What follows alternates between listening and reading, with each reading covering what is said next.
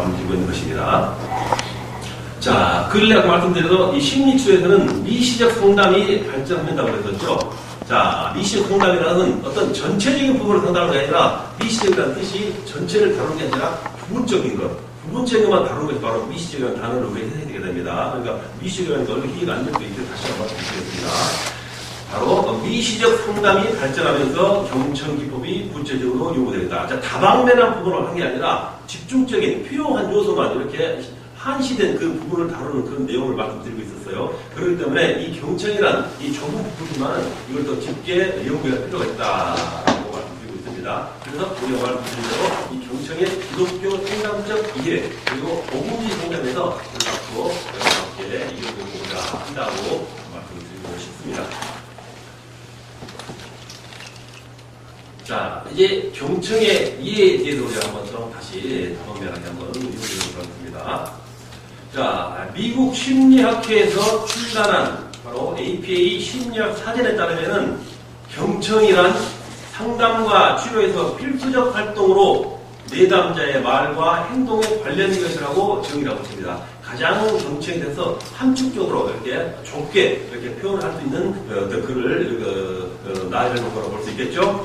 자, 이것은 전형적으로 상담학적이며 치료적 정의다. 그만큼 내담자의 말과 행동에 관련된 것을 우리가 영 분석해야 한다라는 말이 되겠죠.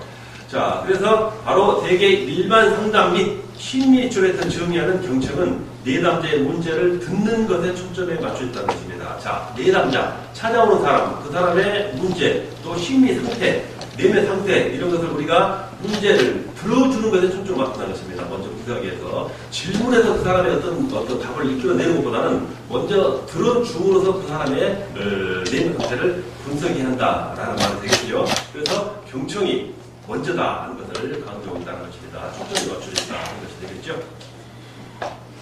자, 그러면 경청의 개념이란 무엇인가 한번 더 알아보겠습니다. 자, 상담에서 가장 기본적이면서 가장 중요하고도 어려운 것이 있다면 바로 그것은 경청이다.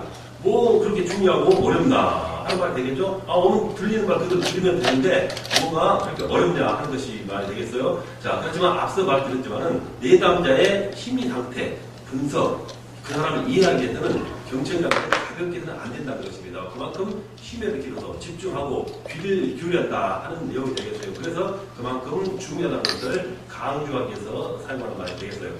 자, 상담자가 내담자의 이야기를 잘 경청하는가 그렇지 않은가 하는 문제는 바로 말씀드린 상담에 있어서 성공과 실패를 바로 좌지우지하는 영향을 주는 원인이 될 수 있다는 것입니다. 자, 상담자가 내담자의 이야기를 잘 경청하는가 그렇지 않는가 하는 것이 상담 성공의 실패라고 말씀하고 있다는 것입니다. 자, 상담자의 경청이란, 자, 상담자가 내담자에 찾아온 말을 듣는 것이 되겠죠. 분석하는 것이 되겠어요. 자, 상담자가 경청이란, 상담자의 경청이란 내담자의 하는 말이 들리니까 듣는 것이 아니라 아까 말씀드린 첫 번째 듣는 것의 상태죠. 세상에는 그 많은 소리가 있는데 그 소리가 내 귀에 스쳐 지나는 것이지만 들릴 수 있고 안 들릴 수 있고 하는 것이 아니라는 것입니다. 그리고 두 번째는 많은 들리는 소리 중에서 내가 필요한 것만 선택해서 들었다 하는 그런 경청이라는 말도 있었어요. 자, 그런 것이 아니라는 것이죠. 그런 히어링이 아니라 바로 온 관심을 집중시켜서 의도적으로 열중하여 집중하여 듣는 것, 즉 리스닝이 돼야 한다 때문에 전자보다 더 어렵다는 것입니다. 뭐 들리는 거 들으면 뭐가 그렇게 어렵냐 그 문제에 대해서 발언을 제기한 것이죠. 온 정성을 다하여 집중해서 그 사람의 말 하나하나를 그 말 하나 토시토시 억양, 얼굴 표정 바로 그런 것까지 분석해내야 한다라는 것을 경청에 포함시키고 있다라는 걸 알고 있어요. 자, 노만 라이트라는 사람은 상담에서 내담자의 잘못된 사고와 행동에 대하여 수정을 요구하거나 조언, 권고, 지도가 있을 수도 있지만 이런 것에 앞서는 것이 경청이라고 했습니다. 자, 물론 맞는 말이에요. 내담자가 왔는데 그 사람의 잘못해서 이렇게 하지 마세요 하고 수정할 수도 있고 또 그러면 안 됩니다. 이렇게 하세요. 조언할 수도 있고 또 그러면 안 되고 이런 방법을 사용해 보세요 하고 공부하는 것도 있고 또 그에 대한 방법을 알려주는 지도가 있겠지만 이런 것보다 먼저 앞서는 것은 바로 그 사람의 내용에 대해서 대화에 대해서 완전한 것을 먼저 파악할 수 있는 경청을 먼저 앞세워야 한다라고 말한 것입니다. 자, 그렇기 때문에 지시적 상담이라 할지라도, 자, 지시적이죠. 이렇게 하세요, 저렇게 하세요. 방법을 가르쳐주고 고민하는 그런 상담이라 할지라도 시종일관 상담자가 내담자에게 지시하거나 지침 설명하는 것이 아니라 충분히 바로 먼저 그 내담자의 말을 바로 경청하고 그것을 분석하고 이해한 후에야 권면하고 지시하고 지침을 주라, 제공해라 한다는 것이 바로 올바른 순서라고 하는 드린 말입니다. 자, 그렇기 때문에 이렇게 지시적 상담을 만약 필요하다 할지라도 그러기 전에 먼저 그 사람의 대화를 경청해라 하고 강조하고 있다는 것입니다. 자, 그래서 상담의 경청의 개념을 가장 발전시킨 학자는 비지시적 상담을 주장한 칼 로저스라는 사람입니다. 지시적 상담 나왔죠? 그에 반한 것이 비지시적 상담이 되겠죠. 자, 지시적 상담은 먼저 방법부터 알려주는 것. 그렇지만 비지시적은 지시하기 전에 먼저 경청을 통해서 그 분석하고 문제점을 연구하고 통일한 후에 바로 지시해주는 상담, 바로 비지시적 상담을 바로 사용한다 하는 것을 칼 로저스라는 사람이 이렇게 설파했다라는 것이 되겠습니다. 자, 무슨 말씀인지 이해는 되실 거라고 생각이 됩니다. 자, 그는 경청을, 방금 앞선 칼 로저스죠. 그는 경청을 극대화시켜 경청이 곧 상담이라는 인식을 갖게 됐다. 어떻게 보면은 상담은 경청이다 라고까지 강조를 한 거예요. 물론 상담에 지시도 있고 권면도 있고 어떤 방법을 제시도 필요하지만은 바로 이 경청의 것을 먼저 강조하기 위해서 경청이 상담이 곧 상담이다 라고까지 이렇게 표현을 하고 있다는 것입니다. 자, 인본주의 상담이 경청을 강조하는 것이 사실이지만 비록 지시적 상담이라 할지라도 경청은 무시되지 않는 상담 기법이다. 앞서 말씀드린 내용과 동일하면, 자, 지시적 상담이라 할지라도 반드시 경청이라는 먼저 대화를 통해서 그 사람을 연구 분석해야 한다 하는 그런 상담 기법을 말씀하고 있죠. 어떤 상담 기법이든지 상담자가 내담자로 하여금 자기 이야기를 많이 하도록 독려하고 그것을 잘 듣는 것은 중요한 기법 중 하나로 인식하고 있다. 자, 상담자가 지금 내담자가 찾아왔는데 그 내담자로 하여금 자기 이야기를 많이 하도록 유도하는 거예요. 쉽게 말해서 그 사람 먼저 말을 듣고 분석을 해야 되는 거예요. 즉 경청의 의미를 완성하자는 것이겠죠. 그렇죠. 그 사람이 어떤 성격에 따라서 말을 많이 할 수 있는 사람도 있겠지만은 말수가 적은 사람도 있다는 것이에요. 그럴 때는 바로 먼저 질문을 슬쩍슬쩍 던지는 거예요. 왜 이러세요? 어쨌습니까? 가벼운 질문을 하고 나서 그 사람에게 많은 이야기를 이끌어낼 수 있는 그런 방법을 우리가 사용하겠다라는 것입니다. 사용하자라는 표현이 되겠어요. 자, 그래서 상담자가 내담자로 하여금 자기 이야기를 많이 하도록 독려하고 유도하고 그것을 잘 듣는 것은 중요한 기법 중 하나로 인식하고 있다라고 하는 말씀이 되겠어요.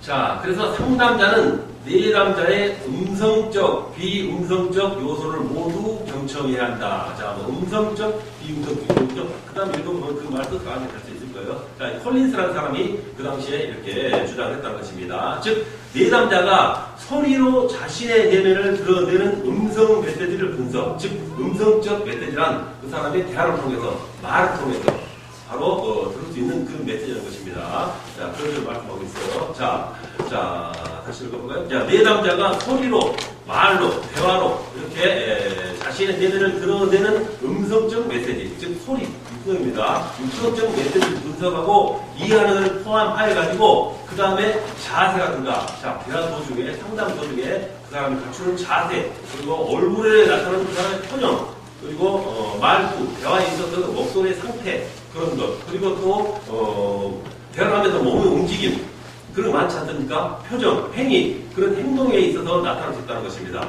말하면서 뭐 비비꼰다든가 아니면 그 사람 표정을 나타낸다든가 손톱을 깨문다든가 아니면 괜히 귀를 코를 만진다든가 머리를 극적인다든가 그런 표정이 있지 않겠습니까? 그게 보면 내면적인 상태를 이렇게 이끌어낼 수 있는 부분이 된다는 것입니다. 이건 바로 비음성적 요소가 되겠죠. 그런 것을 말씀드린 거예요. 자, 그래서 이러한 요소도 잘 관찰하고 이해할 수가 있어야 한다는 것입니다. 즉, 음성적, 아니면 또 비음성적, 이러한 두 가지 메시지를 잘 분석을 해야 한다라는 말씀이 되겠어요.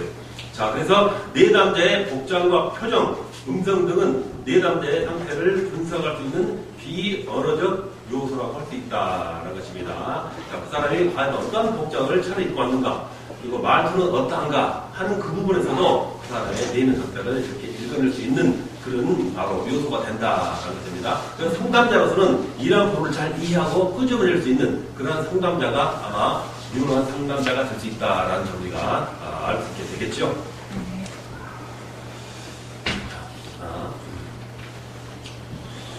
자, 그래서 롤로 메이라는 사람도 바로 상담자가 내담자의 비음성적 태도를 읽을 수 있어야 한다고 주장했습니다. 자, 음성적 언어, 메시지, 대화는 그 사람의 말에 대해서 모든 것을 이해하고 받아들일 수 있지만은 그 위에 방금 말씀드린 비음성적 태도에서 아까 말씀드린 대로 그 어떤 간접적으로 나타나는 행위, 앉아있는 모습, 완전 다리를 꼬고 앉는 모습, 아니면 다리를 떤다든가, 그런 여러 행동이 있죠. 말하는 제스처가, 그 다음 총체적인 것을 말하고 있는 거예요. 자, 그 비음성적 태도를 읽을 수 있어야 한다고 주장했습니다. 특히, 내담자의 경우, 불안을 가진 내담자일수록 자신의 복장에 매우 세심한 주의를 기울인다라고 이 사람은 말했었어요. 모르겠어요. 복장에 어떤 그 세심한까지는 분석을 안 했지만은 그 사람이 옷을 완전 무결하게 깔끔하게 차려입고 왔다라는 것은 오히려 그 사람의 내면적인 불완전한 심리를 이렇게 외모로서 감추기 위한 어떤 한 부분이 아닌가 하는 해석을 해볼 수 있겠죠. 자, 우리도 그렇죠. 우리가 만약 외출을 해야 되는데 갖추지 못하고 시간이 없어서 이렇게 만들 때는 자기 어떤 외모를 감축을 해야 되잖아요. 내면 상태를. 그렇기 때문에 만약 예를 들어서 머리를 감지 않고 다루지 않았다 할 때 나갈 때는 모자를 쓰거나 좋은 방법이 있죠. 그것도 아주 멋있는 걸 써야 돼요. 감춰지기 때문에. 이러한 바로 복장과 외모에서 신경 쓰는 사람은 자신의 내면에 오히려 그 역으로 문제가 될 수 있는 소지가 있다 하는 것을 말하고 있는 거예요. 자, 또 내담자가 다리를 꼬고 앉거나 의자 손잡이를 힘껏 쥐고 앉거나 또 특히 경직된 그런 딱딱한 자세를 한 것은 불안정한 심리적 징후라고 할 수 있다는 것입니다. 그리고 신경질이나 정서적 혼란을 겪고 있는 사람은 표정과 음성 속에서 분명히 나타난다. 아마 이 정도 상담은 여러분도 충분히 하실 수 있을 거예요. 그 사람의 신경질적이나 아니면 대화 내용을 통해서 이렇게 좀 합리적이 못하고 이렇게 좀 거북한 상태, 그런 모습은 아마 여러분께서도 이 사람이 지금 어떤 상태로 한 것을 쉽게 알 수 있다라고 제가 생각을 한번 해볼 수 있겠어요. 자, 이렇게 정서적 혼란을 겪고 있는 사람은 표정과 바로 음성에서 이렇게 그냥 읽을 수 있는 상태가 나타난다라는 것이 되겠어요.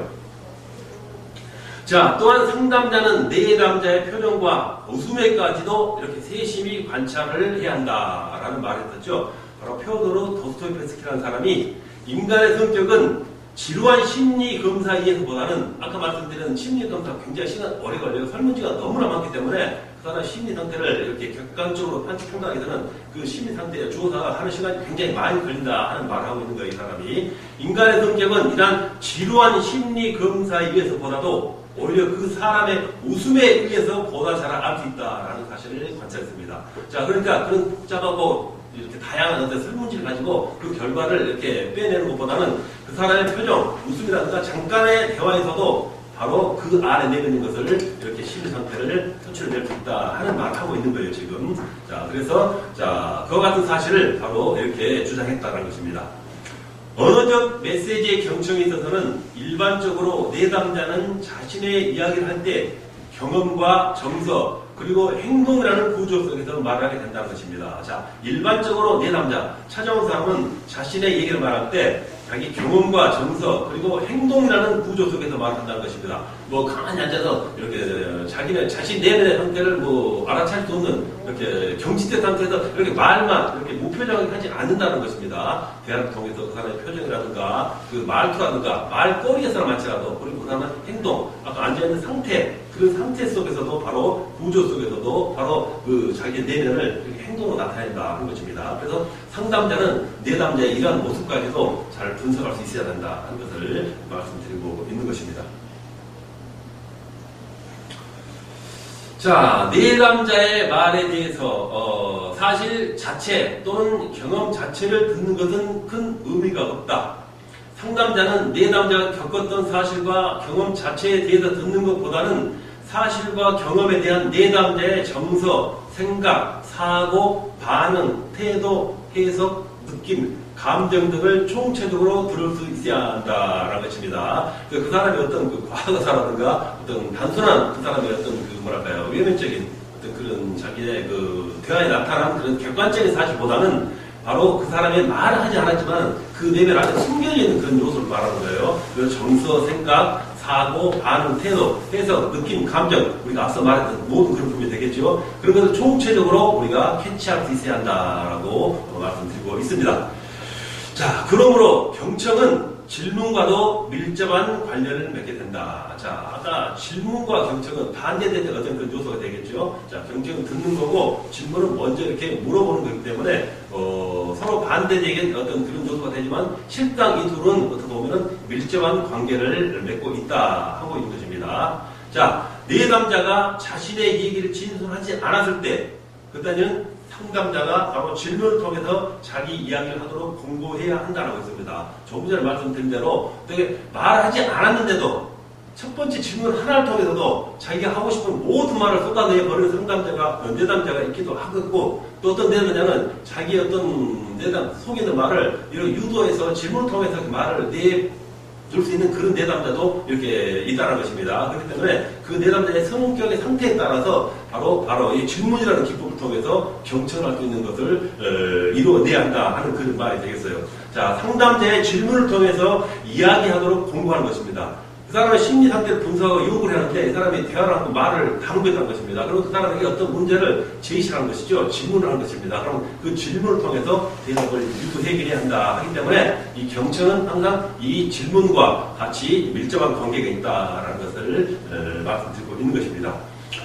자, 그래서 되겠죠. 자, 그런데 그 다음에는 이제 이때까지 우리가 일반적인 어떤 경청의 개념에 대해서 알아봤는데, 자, 우리는 앞으로 성경이고 신앙을 다뤄야 할 그런 부분이 있기 때문에, 그러면 성경적 개념은 어떤 개념이 있겠는가 하는 부분이 있겠죠. 자, 이 부분은 여러분께서도 첫 시간이기 때문에 여기까지 하고 잠시 쉬고 나서 두 번째 시간으로 드리도록 하겠습니다. 자, 단원 여기 끝나기 때문에 잘못하면 잠시 중간에서 끊기기 때문에 여기까지만 첫째 시간을 마치도록 하겠습니다. 두 번째 시간 계속하겠습니다.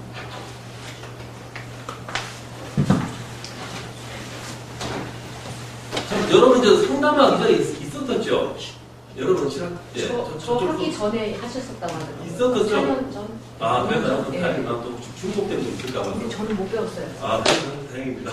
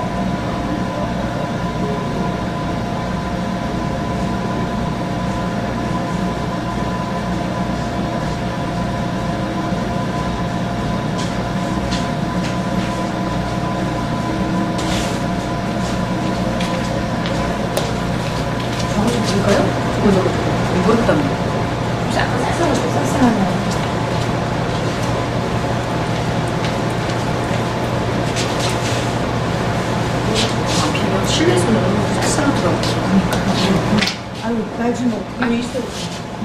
모장이 다 돼 있어. 진짜 잘해야지 진짜.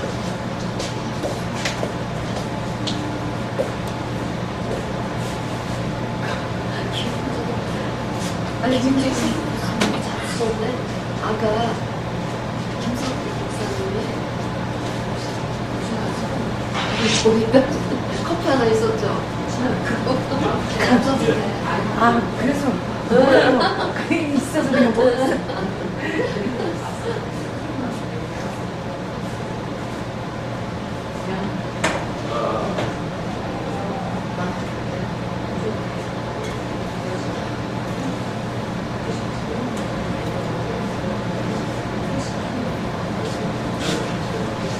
아니, 세 가지 따위 있는 세상에 가봤자지. 그러잖아. 보고 있어야 돼. 양쪽이 왕돈이가 있네.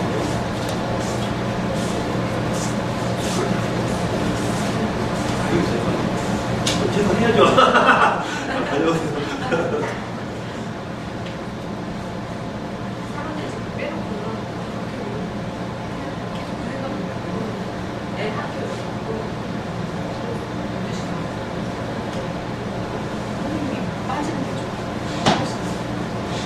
좀 가봐야죠. 가봐야죠. 일어나면 또 엄마가 온 거나 안 하고 엄청 있어요.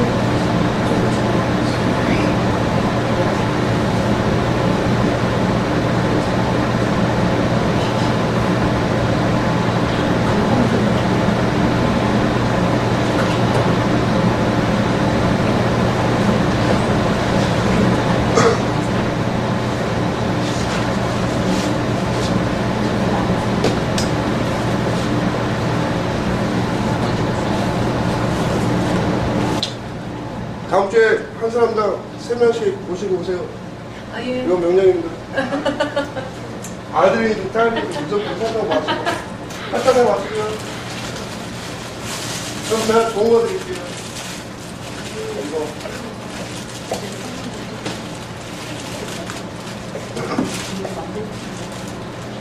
제가 그래서 작년에 시험을 알고 내가 그걸 본 거잖아요. 근데 아무도 또 시험할 사람이 없었어요. 궁금하네.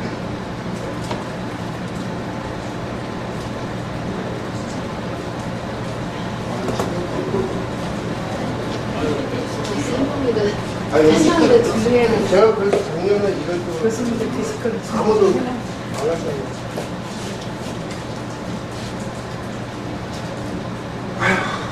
노방이나 하러 가야겠다. 송신여대, 이화여대 가고 송신여대 가고 아, 나는 좀 왜 때려요? 아파요. 뭐 때리네. 아. 좋아, 좋아.